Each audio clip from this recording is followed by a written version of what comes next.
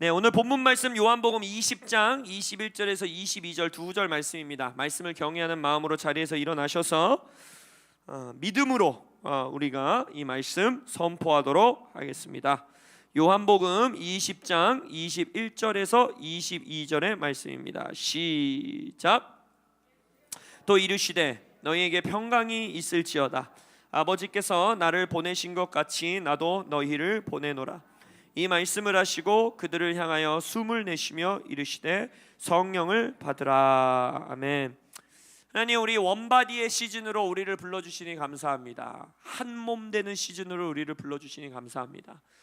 오늘 박지영 집사님께서 예배를 시작하시면서 기도했던 것처럼 이 시즌 우리 교회 각 가정과 부부 사이에, 부모와 형제 사이에, 교회 성도들과 성도들 사이에, 또 우리와 연합되어 있는 교회와 교회 사이에 뜨거운 연합의 기름 부으심이 흐르게 하여 주옵소서. 또한 10월 27일 한국 가운데에 역사적인 연합 예배를 시작하심으로 이제 이 한국 교계 가운데에 새로운 연합의 역사에 문을 여신 주님을 찬양하오니 그 연합의 역사가 한국 교회에서 더 푸르른 잎사귀를 펼치게 하시고 달콤한 열매들을 맺게 하여 주옵소서. 감사하며 예수님의 이름으로 기도합니다. 아멘. 자리에 앉으시겠습니다. 우리 말씀 전하기 전에 우리 연합에 대해서 말씀했기 때문에 좀 여러분들에게 한 가지 좀 말씀드리고 우리 설교 나누면 좋겠습니다. 어젯밤 우리 유스 아이들 이정원 선생님과 함께 일산에 손성무 목사님께서 목회하시는 처음 그 교회에 가서 한 250여 명 되는 청소년들과 또 부모님들과 연합하여서 우리가 6시간 연속 예배를 올려드렸습니다. 이 예배가 어떻게 시작된 거냐면 제주도에서 목회자들도 아닌 몇몇 집사님들과 부모님들이 제주도라는 이 땅의 특성상 정말 많은 청소년들이 어떤 뭐 컨퍼런스라든지 캠프라든지 이런 복을 은혜를 누리기가 쉽지 않기 때문에 부모님들이 모여가지고 우리 아이들, 우리 교회 아이들에게 좀 이렇게 예배의 장을 마련해 주자 해서, 제가 지금 정확하게 기억하는 게 맞는지는 모르겠는데 그분들이 재정까지도 모아서 예배 공간까지, 처소까지 마련을 하신 거예요. 본인들의 사비를 털어서.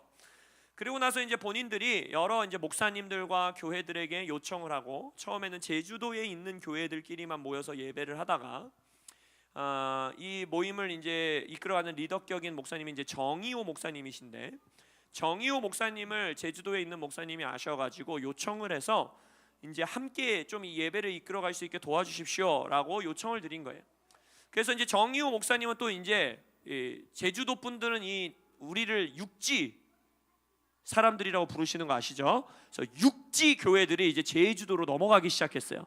그래서 육지에 있는 교회들이 연합을 해서 막 8개, 9개, 10개 되는 교회들이 제주도로 나아가고, 그래서 정기적으로 제주도에서 육지 사람들과 도민들이 함께 모여서 청소년들이 예배를 하기 시작했는데, 한 번 모일 때마다 거의 500명이 넘는 청소년들이 모이기 시작한 거예요. 그러면서 이 예배가 너무나 연합 예배가 뜨겁게 진행이 되면서 육지 교회들이 모여서 얘기를 하다가, 아니 우리가 우리 아이들과 함께 예배하기 위해서 그 청소년들 정기적으로 비행기에 다 태워가지고 숙소도 교회에서 다 마련해가지고 이렇게 제주도 가서도 예배하는데 육지 연합 예배 하나 하자 이래가지고 그 교회, 그 연합 예배 이름이 진짜로 육지 연합 예배입니다. 그래가지고 한 8개에서 9개 교회 되는 정도의 교회들이 연합해서 청소년들이 2달에 한 번씩 이제 각 교회들을 다니면서 나들이 가듯이 이제 모여서 그 교회에서 예배하고, 또 1년에 2번 이런 식으로 6시간에서 길게는 12시간 연속 예배로 우리 청소년들과 함께 모여 예배하는 일들을 하고 있어요. 근데 저희가 이 최근 더콜 리더십들이 정말 하나님의 섭리겠죠. 우리는 이런 것들 모른 채 정의호 목사님을 찾아뵙고 연합에 대해서 좀 저희가 멘토링 받고, 또 손성무 목사님을 찾아뵙고 저희가 연합에 대해서 멘토링을 받은 이후에 이 연합 예배가 진행되고 있는 것을 알고 저희를 초대해 주셨어요. 그래서 저희 덕골 교회 하베스트럭 처치와 또 수원 리디머 처치와 또 돌파하는 교회는 이미 이 제주도와 육지 예배에 이미 연합되어 있었고, 그래서 저희가 함께 참석해서 참여해서 예배를 했습니다. 그래서 저희가 기쁨으로 이 연합 예배에 우리 하비스트락 처치 청소년부도 함께 하겠다라고 그 자리에서 연합하게 되었고, 그래서 저희가 교회와 교회의 연합을 위해, 도시의 연합을 위해 더콜 기도회가 있고, 그 다음에 청년 연합 예배를 우리가 네오 연합 예배를 통해 청년 세대가 연합하고 있고, 그리고 자이언트 킬러를 통하여 어린이 세대가 연합해서 예배하고 있었는데, 이 청소년 세대가 비어 있었는데 하나님께서 감사하게 올해가 가기 전에 이 육지 연합 예배 가운데에 저희를 함께하게 하셨습니다. 그래서 하나님께 그렇게 감사의 박수를 좀 드리겠습니다. 그래서 우리 청소년들뿐만 아니라 우리 청년들이나 또 부모 세대도 함께 가셔서 소망을 볼 수 있어요. 여러분, 부모 세대 분들도 1년에 그래도 한 번쯤은 그 연합 예배 함께 하시면 좋을 것 같아요. 왜냐하면 정말 유스 세대가, 수백 명의 유스 세대가 모여서 기도하고 예배하는 그 모습을 보면 여러분들 마음이 이게 감동이 되고 또 하나님께 감사를 올려드리는 또 귀한 시간이 됩니다. 그래서 내년 2월은 한 교회를 가서 예배하는데, 이것까지만 얘기 드리기 정말 재밌었어요. 어떻게 하나님이 이렇게 할 수가 있는가. 그 교회의 주소가, 도로명 주소가, 여러분 어게인 1907 아시죠? 1907 이제 평양 대부흥이 1907 1907년에 있었기 때문에 이 교회 역사 가운데 1907년은 우리에게 굉장히 의미가 있는 시간입니다. 그죠? 근데 그 교회 도로명 주소가 뭐냐면 부흥로 1907이에요. 너무 놀라운 거예요. 그래갖고 이 교회는 지금 교회 이름도 생각이 안 나는데 주소가 잊혀지지가 않는 거예요. 그래갖고 2월 달에 저희가 1월 달에 그 교회 가서 예배를 하는데, 이때는 우리 부모 세대가 다 함께 가면 너무 좋을 것 같아요. 부흥로 1907의 그 주소의 기름 부으심을 받아오셔야 됩니다. 할렐루야. 우리는 테크노파크로 111번 길 11만 돼도 이렇게 기뻤었는데 그거 이길 수가 없더라고요. 그래서 그 교회는 절대 이사를 가면 안 됩니다. 할렐루야. 그래서 우리 좀 멀어요. 대신에 거리가 이제 의정부 양주에 있는 교회이긴 한데, 또 우리 부모 세대분들 또 우리 청소년들과 함께 부흥로 1907에 자리 잡은 교회는 얼마나 놀라운 부흥의 영을 가졌길래 하나님이 그 주소를 허락하셨는지 우리 함께 가서 청소년들과 예배할 수 있으면 좋겠습니다. 날짜는 1월달 제가 날짜 정해지는 대로 바로 또 우리 겨울 캠프 사역에 맞춰서 또 공지해드리도록 하겠습니다. 오늘 여러분들과 나눌 설교의 제목은 원바디 두 번째 시리즈 말씀입니다. 보내심 받은 사도적 교회, 보내심 받은 사도적 교회라는 제목으로 여러분들과 말씀 나누겠습니다. 저희 이 10월부터 12월 3개월의 시간 동안에 하나님께서 원바디라는 하나님의 음성을 주셨어요. 우리를 한 몸으로 부르시고, 그래서 가장 첫 번째는 가정의 하나됨으로부터 연합은 시작되는 겁니다. 아니, 더 정확하게는 하나님 나라의 역사 자체가, 하나님의 인류 이 땅에서의 역사 자체가 아담과 하와 부부 사이에서 시작됐습니다. 그래서 이 부부의 연합이 가정의 연합, 자녀의 연합으로 확장되고, 가정의 연합이 이제는 교회 공동체의 연합으로 확장되고, 교회 공동체의 연합이 도시와 나라 차원의 연합으로 확장되고, 결국 계시록 가서는 모든 민족과 나라와 방언이 하나님 앞으로 나아가 연합하여 예배하는 모습을 볼 수 있습니다. 여러분, 이 올림픽에 대해서 우리가 부정적인 얘기들을 많이 하지만 실은 원래 원수들은요, 카피할 줄밖에 모르는 친구들입니다. 그들은 창조의 영이 없어요. 올림픽이 옛날에 그 그리스 신들을 숭배하기 위해서 그 도시 국가별로 우리 이 처음에 하는 걸 뭐라 그러죠? 그 입장할 때 나라별로 국기 들고 이렇게 막 들어가는 것처럼 그 제우스와 이 신들 앞으로 그 도시 국가들이 자신들의 선수들을 데리고 들어가는 모습을 보여줘요. 그게 실은 계시록 예배를 카피한 겁니다. 그들이. 여러분, 대한민국 사람들은 천국에, 우리가 이걸 다 어떻게 하나님이 그렇게 하실지 이해하지는 못하지만 성경에 정확하게 기록되어 있는 건 뭐냐면, 여러분의 한국인으로서의 정체성이 천국에서 사라지지 않습니다. 이게 좀 상상이 안 되지 않으세요? 천국 가서도 여러분들은 한국인이에요. 할렐루야. 왜냐, 하나님이 대한민국, 이 한반도 통일 한국을 통하여 그 방언과 그 민족과 그 문화 안에서 받기 원하시는 예배가 있다라는 거예요. 그래서 여러분들이 이 연합이라는 것을 단순히 그냥 친하게 지낸다, 우리 그냥 싸우지 말자가 아니라, 가정 안에서의 연합과 교회와 교회의 연합, 국가 차원의 연합을 위하여 여러분들이 기도하고 헌신하고, 이런 식으로 자그마하게 어떤 연합 예배가 있을 때 그곳에 가서 여러분들이 함께 그 자리를 지키고 예배하는 이 모습 자체가 여러분의 창조 목적입니다.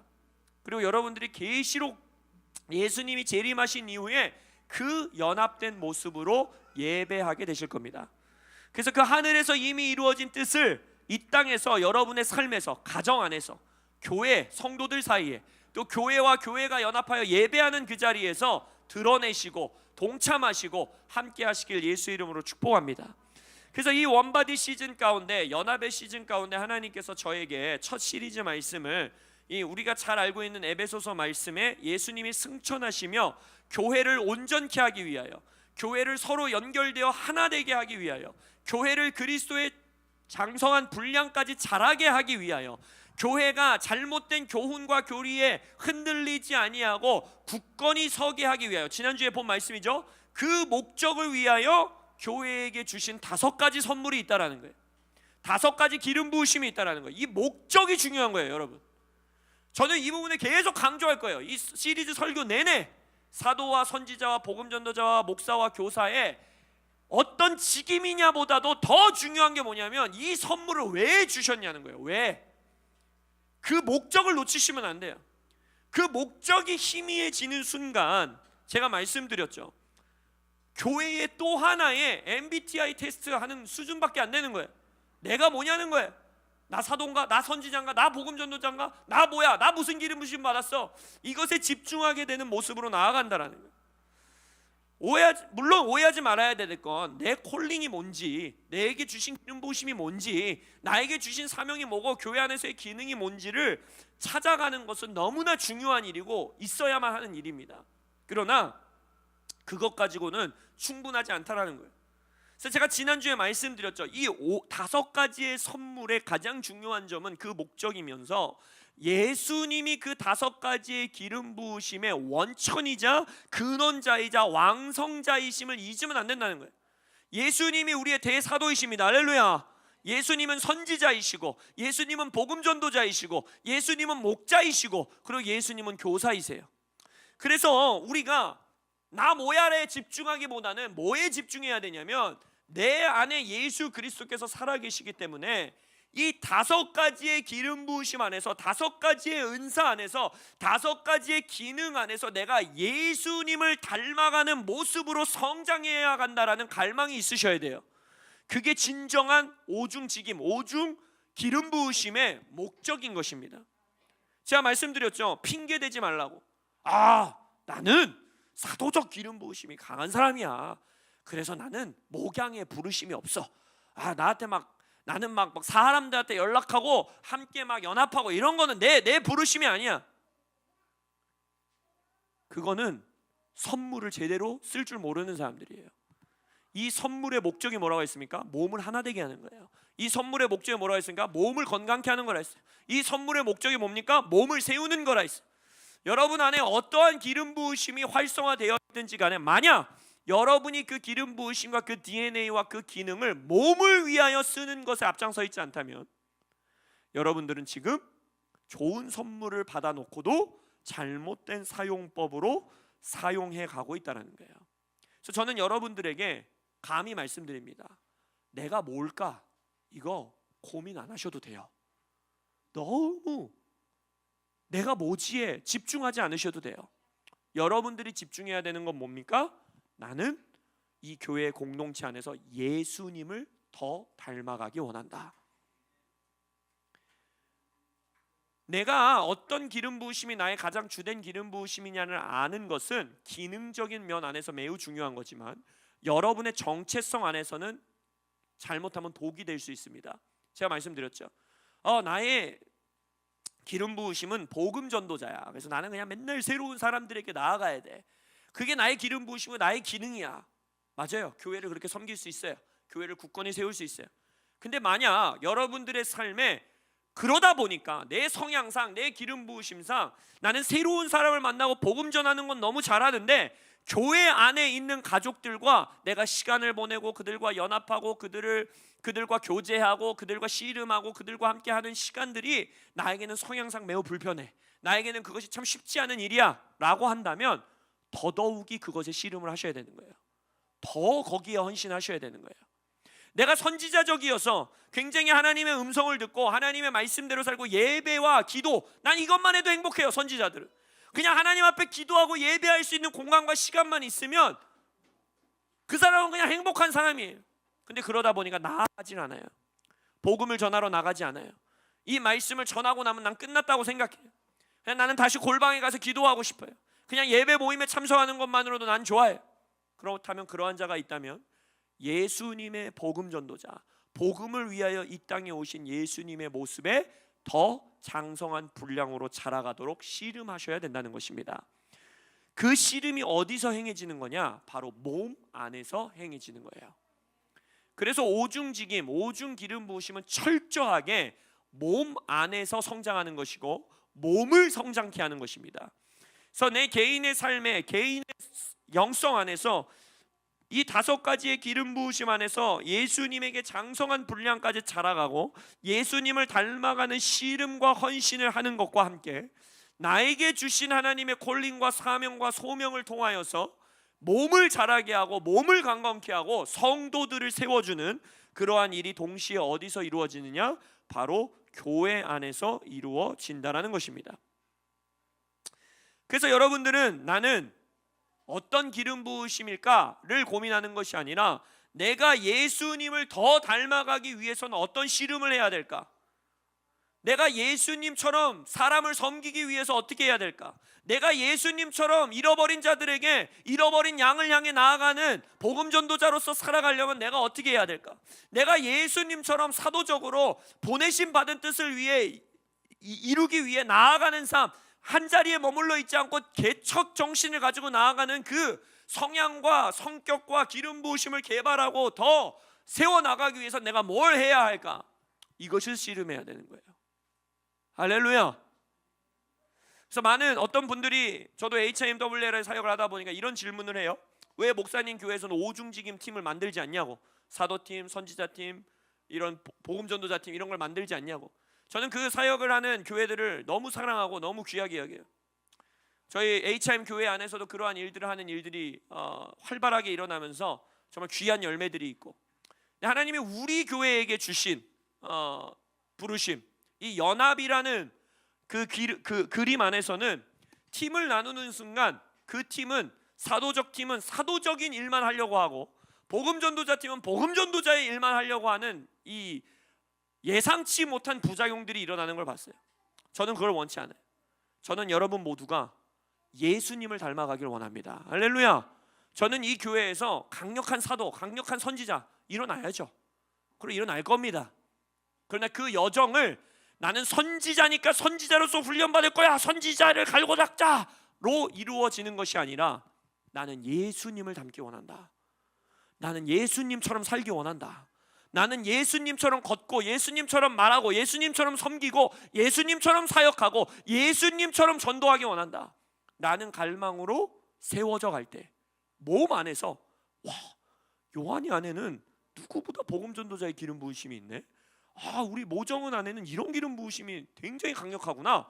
우리 유덕진 지사님 안에서는 이런 기름 부으심이 굉장히 강력하구나. 우리 몸 안에서 그것을 통해 기능해 주실 때 우리 몸이 더 강건하게 자랄 수 있겠구나 라는 것을 발견하고 몸 안에서 여러분들의 기능과 직임들은 자연스럽게 정해지는 거예요.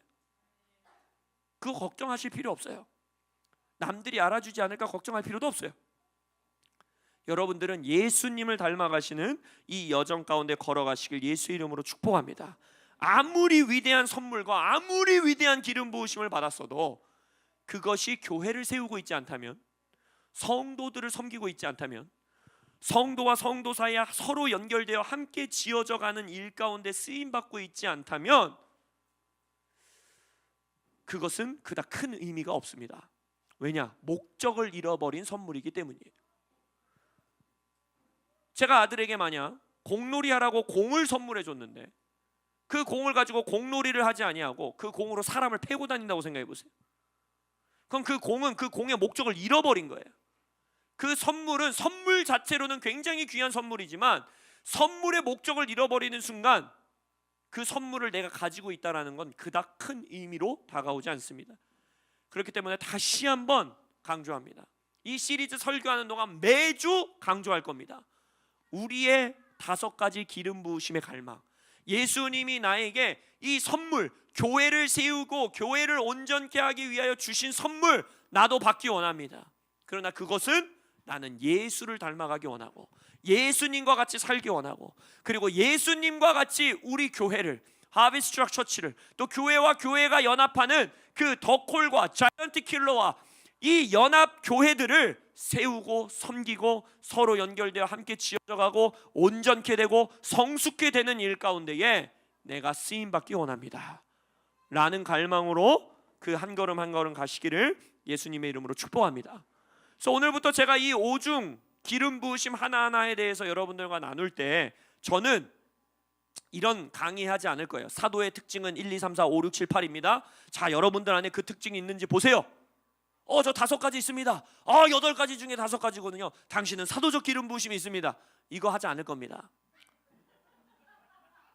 이 강의는 이미 WLI에 저보다 훨씬 잘하시는 마크 텁스 목사님부터 시작해서 최한 목사님부터 시작해서 너무 많아요.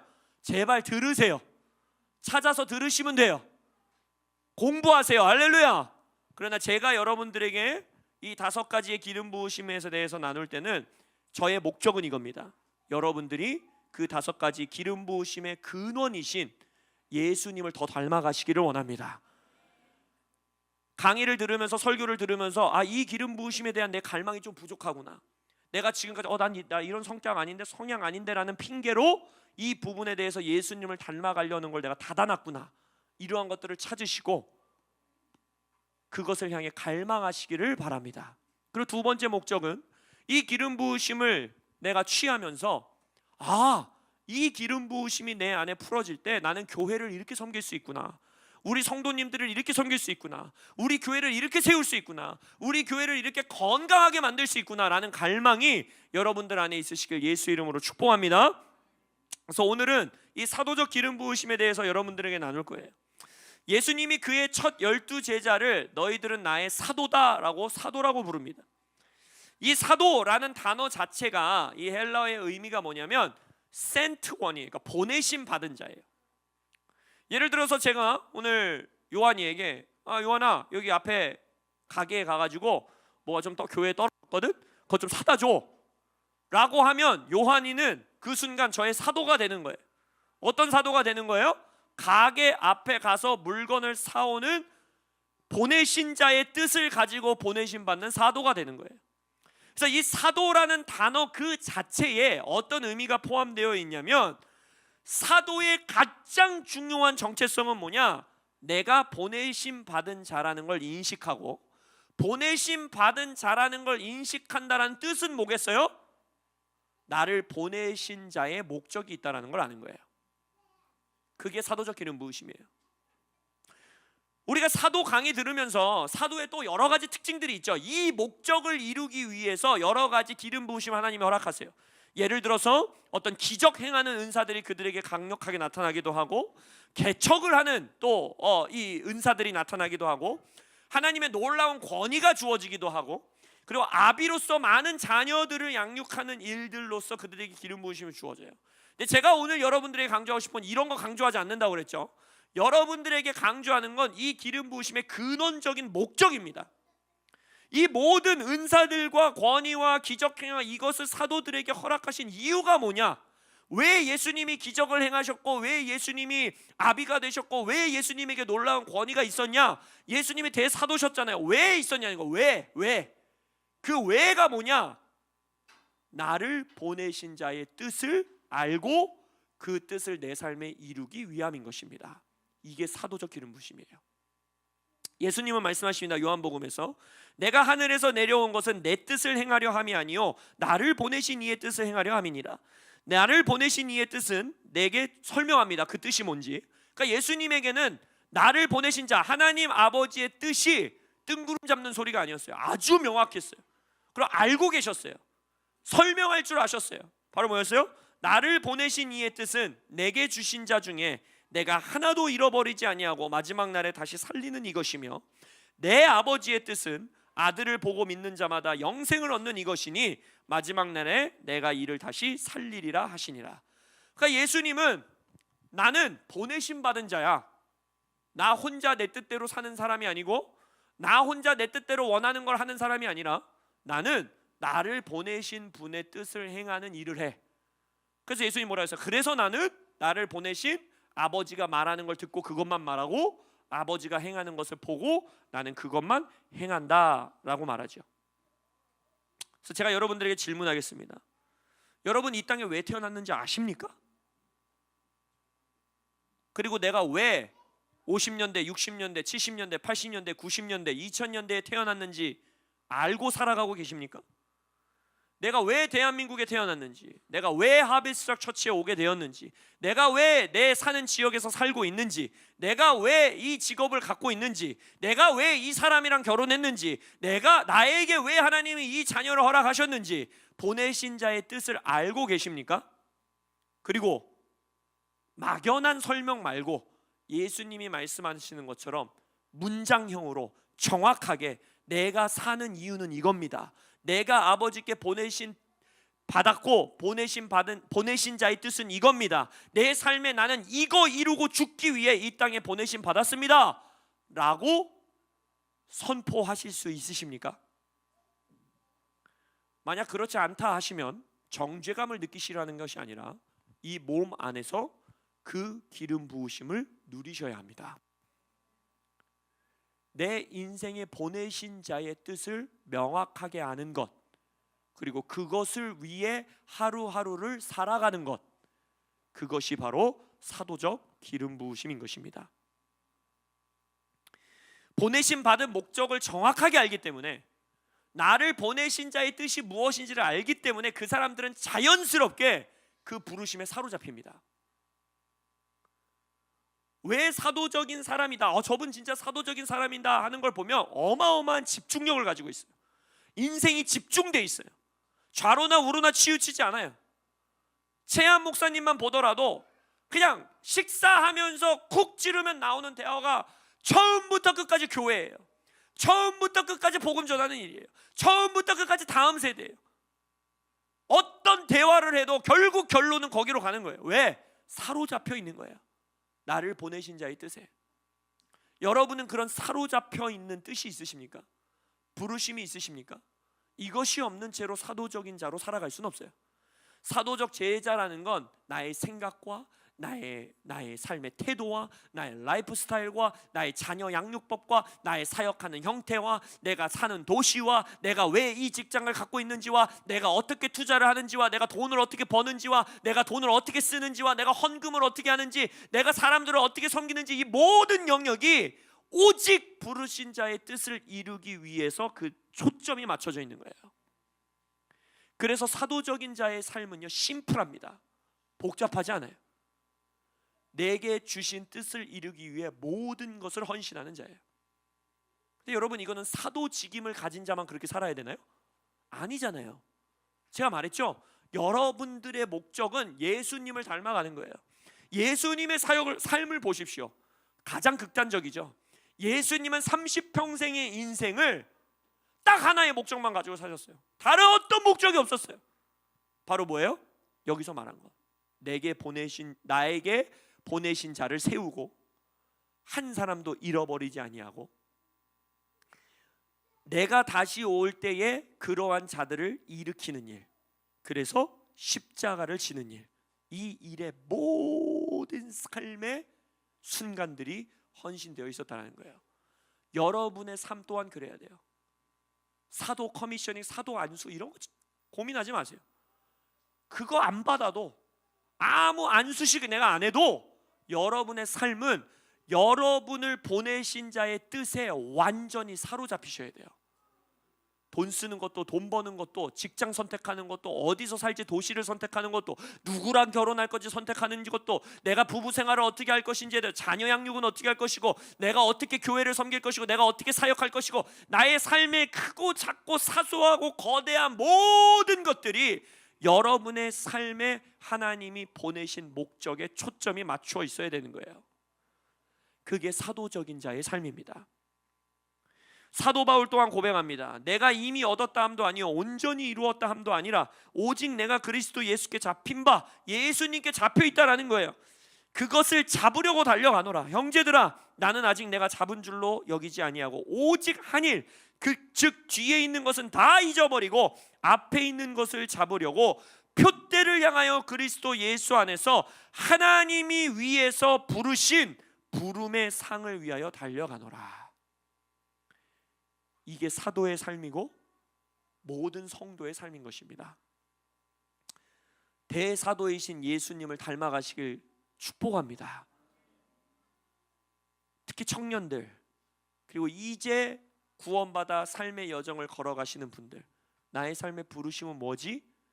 잘 모르는 분들, 아는 것 같은데 좀 막연하고 나에게 이게 손에 잡히지 않고 한 문장 두 문장으로 예수님이 하셨던 것처럼 명확하게 선포하기가 조금 어려운 분들, 그러한 분들이 계시다면 이 몸 안에서 예수님의 사도적인 선물과 사도적인 기름 부으심을 통하여 그것을 명확하게 아시기를 축복합니다.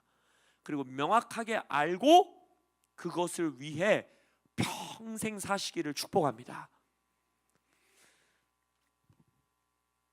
사도 바울은 디모데에게도 말합니다. 병사로 복무하는 자는 자기 생활에 얽매이는 자가 하나도 없나니 이는 병사로 모집한 자를 기쁘게 하려 함이라. 우리의 인생이 이렇다라는 거예요.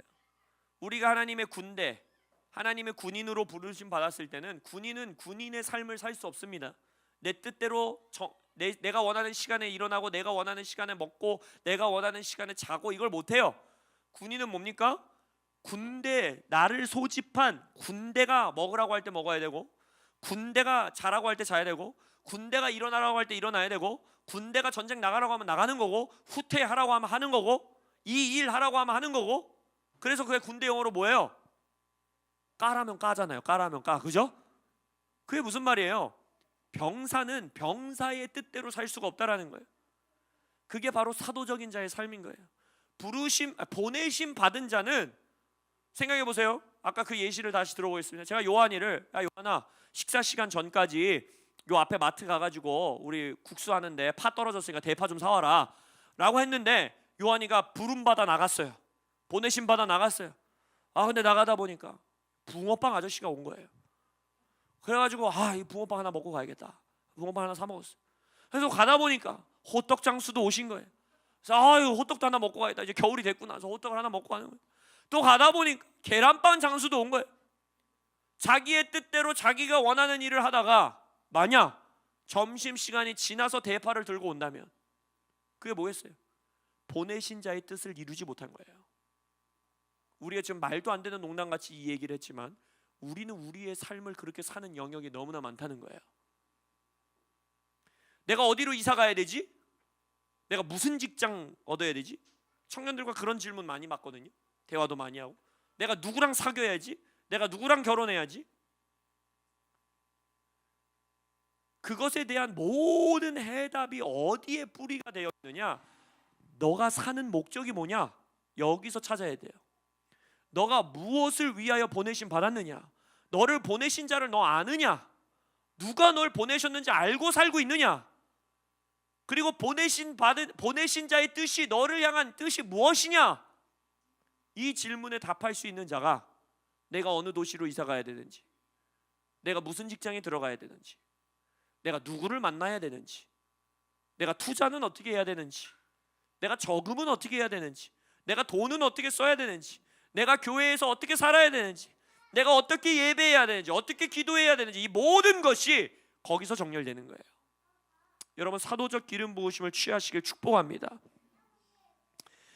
보내신 자의 뜻을 명확하게 알고 그곳에 사로잡혀 있다 보니까 나머지 우리가 사도의 특징이다라고 알고 있는 그 열매들이 자연스럽게 맺히는 겁니다. 무슨 말인지 아시겠어요? 우리가 지금까지 사도의 특징이라고 배웠던 것들이 뭐예요? 그들은 보통 운동을 이끄는 자들, 그죠? 그리고 그 운동이 지속되고 확장될 수 있도록 개척하고 사람을 모으고 적재적소에 사람을 세우고 조직을 세우고, 건강한 의미의 조직을 위한 조직이 아니라 마치 바울이 디모데를 어느 교회에 세우고 디도를 어디에 세우고 장로들을 어떻게 세우고 장로들은 이렇게 해야 된다, 목자들은 이렇게 해야 된다라고 말했던 그 조직과 규율과 규칙들을 세워주는 자가 누구예요? 사도들이에요. 근데 우리는 이 특징들만 쏙쏙쏙쏙쏙쏙 빼서 생각한 다음에 뭐라고 생각해요? 그럼 나 사도. 여러분 오중직임, 기름 부으심, 여러분 모세회에서 제일 많이 나오는 게 뭔지 아세요? 다 사도래요. 왜 다 사도라고 하시는지 들어보면 왠지 아세요? 그 특징을 딱 들어보면 뭐예요? 탑리더예요. 카리스마가 있어요. 조직을 통솔해요. 그걸 원하는 거예요. 그거는 잘못된 거예요. 내 안에 리더십이 있다고 해서 내가 사도인 게 아니에요. 내 안에 사람들을 따르게 할 수 있는 기름 부으심이 있다고 해서 자연스럽게 사도가 되는 게 아니에요.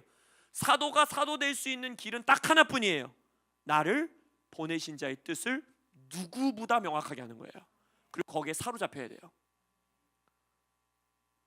미쳐서 살아야 돼요. 그거에.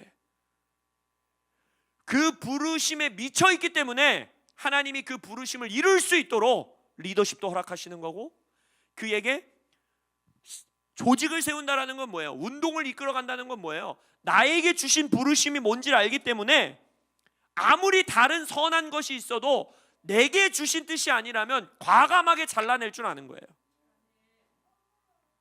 아무리 좋은 사역 기회고, 아무리 좋은 나의 어떤 걸 알릴 수 있는 문이고, 아무리 좋은 돈을 벌 수 있는 사업적인 프로젝트를 할지라도 나를 보내신 자의 뜻에 정렬되어 있지 않다면 그걸 과감하게 잘라버릴 수 있는 거예요.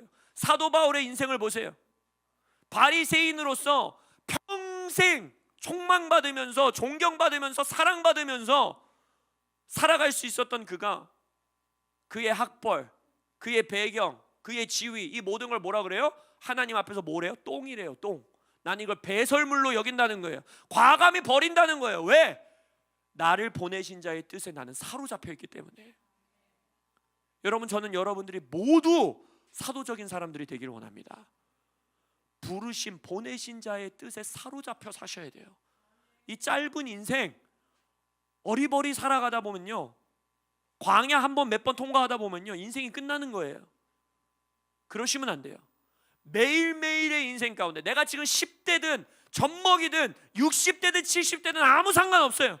나의 이 인생에 남아있는 시간, 하나님이 주신 시간 가운데에 나를 보내신 자의 뜻을 위하여, 그것만을 위하여 사로잡혀 사는 인생, 그게 사도 안수 안 받아도 가장 사도적인 삶인 거예요. 그리고 그 부르신 자의, 보내신 자의 뜻을 알기 때문에 진정으로 연합하고 남을 존중할 수 있는 거예요. 사도 바울이 베드로를 얼마나 존중하는지 성경 안에서 보세요. 자기가 어떻게 보면 그 시대에 이미 유명한 자였고 하였지만 베드로의 축복과 베드로의 그것을 받기 위해서 그 앞에 나아가는 모습, 그게 왜 그럴까요? 보내신 자의 뜻이 나에게뿐만 명확한 게 아니라 저자의 삶에 보내신 자의 뜻을 명확하게 알기 때문인 거예요. 그는 유대인을 향한 사도요, 나는 이방인을 향한 사도다. 사도 바울이 유대인들에게도 복음을 전했죠. 그러나 그의 인생의 거의 모든 시간을 어디에 할애합니까? 이방인들에게 할애하는 거예요. 근데 그의 고백을 보세요. 자기는 뭘 하고 싶대요? 실은 바울의 스스로의 개인적인 갈망은요, 이방인을 향해 있지 않았어요. 사도 바울의 불타는 열정은 어디를 향해 있어요? 이스라엘을 향해 있었어요. 내 형제가 구원받을 수 있다면 나는 지옥 가도 좋다라고 말할 정도였어요. 근데 그는 얼마나 유대인 사역을 하고 싶었겠어요. 얼마나 유대인들을 향해서, 자신들의 바리새인 문화생들을 향해서, 야, 이게 예수님이 니네가 생각하는 그분이 아니야 라고 얼마나 전해주고 싶었겠어요. 얼마나 유대인 그 조직에 들어가서 복음을 전하고 메시아니 유대인들을 모으고 그들을 조직화하고 그들과 운동하고 그들과 함께 하나님 나라를 이루어가는 일에 얼마나 큰 갈망이 있었겠냐고요. 근데 그것을 과감하게 잘라버리는 거예요. 왜? 나를 보내신 자의 뜻을 나는 알기 때문인 거예요. 이것을 아는 교회, 이제 교회 차원으로 생각해 봅시다. 이것을 아는 교회가 다른 교회를 진정으로 존중할 수 있습니다.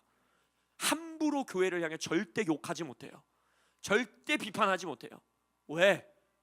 그 교회를 향한 보내신 자의 뜻이 있고 그것이 우리 교회에 없다는 걸 알기 때문에.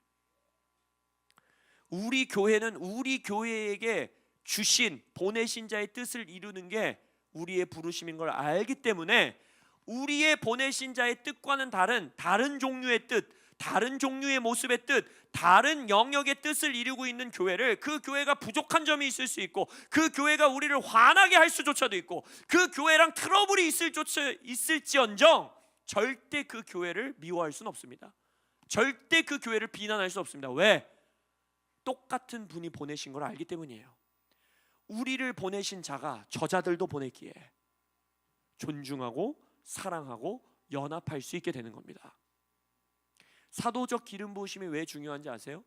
나를 보내신 자의 뜻을 명확하게 알지 못하는 사람은 절대 다른 사람을 진정으로 사랑할 수 없습니다. 진정으로 연합할 수 없습니다. 진정으로 존중할 수 없습니다. 왜냐? 나의 목적을 모른다는 건 그 사람의 목적도 중요하게 생각하지 않는다는 거예요. 내가 어떤 보내신 자의 뜻에 사로잡혀 살아간다는 건 그 삶을 살아가는 사람은요, 자연스럽게 어떤 갈망이 생기는지 아세요? 요한이는 과연 어떤 뜻을 위해서 보내심 받았을까? 그걸 찾아주고 싶다. 그걸 함께 도와주고 싶다. 저자가 그 뜻을 이루는 자로 살아가기를 함께 하고 싶다. 그럼 내게 주신 뜻, 내게 주신 은사, 내게 주신 기름 부으심으로 저자와 함께 이 교회 안에서 그렇게 살아가는, 보내신 자의 뜻에 사로잡혀 살아가는 성도들로 어떻게 살아갈 수 있을까? 어떻게 그런 교회들로 살아갈 수 있을까? 라는 갈망이 생길 수밖에 없어요. 그러면 자연스럽게 그 영혼을 너무나 소중하게 생각하게 됩니다. 그러니까 여러분, 제가 강조하고 싶은 건 이거예요. 보세요. 이 오중의 기름 부으심을 예수님을 닮아가는 자로서 살아가려고 하는 사람들은요, 이 5가지의 기름 부으심이 마치 무슨 통에 담겨 있는 것처럼, 파이프 관을 통해서 흐르는 것처럼 개별적으로 흐르는 기름이 아니라는 걸 명확하게 알게 되는 거예요. 자, 보세요. 나를 보내신 자의 뜻을 명확하게 알고 그것에 사로잡혀 살아가는 사람은 자연스럽게 목자적이 될 수밖에 없는 거예요. 이게 분리되어 있는 기름 부으심이 아니에요. 왜? 그럼 일권이를 향한 하나님의 뜻은 도대체 뭘까? 너무 알려주고 싶은 거예요. 못 찾고 있으면 발견하게 도와주고 싶은 거예요. 그리고 그것을 발견했을 때, 일권아, 그 뜻에 사로잡혀 살아라. 우리 함께 살아가자. 함께 가자. 그리고 자연스럽게 교사적이 될 수밖에 없는 거예요. 왜? 야, 우리 이 뜻을 이루기 위해서 어떻게 살아야 될까? 같이 연구해보자. 같이 공부해보자. 선지자적으로 살 수밖에 없는 거예요. 왜? 그 뜻을 이루기 위해 하나님의 음성을 우리 듣자. 하나님 앞에 예배하자. 우리 교회가 이 보내신 자의 뜻을 이루기 위해서 어떻게 살아야 되는지 음성에 귀 기울이자. 복음 전도자적으로 될 수밖에 없는 거예요. 왜? 하나님의 뜻을 알았기 때문에 이걸 알리지 않고서는 몸에 배겨지지가 않는 거예요. 바울이 왜 40대가 한 대를 감한 매를 그렇게 맞고 배가 파손되고 굶주리고 헐벗고 춥고 덥고 해도 왜 계속해서 나아갔습니까? 나를 보내신 자의 뜻을 알려야 되기 때문에 나가는 거예요. 여러분, 이 마인드를 가지시길 예수의 이름으로 축복합니다. 기름 부으심을 나누지 마세요. 이것은 5중 5가지 기름 부으심이 아니라 예수의 기름 부으심인 것입니다. 할렐루야. 예수님이 사도로만 살지 않았고, 선지자로만 살지 않았고, 교사로만 살지 않았고, 복음 전도자로만 살지 않았어요. 예수님을 닮아가십시오. 그러면 자연스럽게 여러분의 삶에 필요한 기름 부으심이 드러납니다. 우리 모두가 예수는 아니기 때문에, 물론 오해하지 마세요. 다시 한번 강조합니다. 우리는 HIM 네트워크 교회로서 이 직임을 회복하는 일 또한 너무나 귀중한 일이고 소중한 일이고 해야 하는 일입니다. 왜냐? 교회는 각 한 몸의 지체들이라고 했어요. 다 손으로 살 수는 없어요. 다 발로 살 수는 없어요.